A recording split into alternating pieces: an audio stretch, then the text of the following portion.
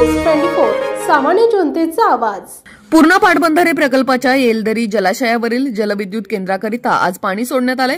खडकपूर्णा प्रकल्पातून 2 गेटद्वारे पूर्णा नदीच्या पात्रात पाण्याचा मोठ्या प्रमाणात विसर्ग सुरू करण्यात आला असून त्यामुळे येलदरी जलाशयाच्या पाणलोट क्षेत्रातून येलदरीत मोठ्या प्रमाणावर पाण्याची आवक सुरू आहे। बुधवारी सकाळी या जलाशयात 93.96% पाणीसाठा उपलब्ध झाला। जलाशयातील पाणी पातळी 760.838 मीटर एवढी झाली असून जलाशयात 885.508 दशलक्ष घनमीटर एवढा पाणीसाठा उपलब्ध आहे।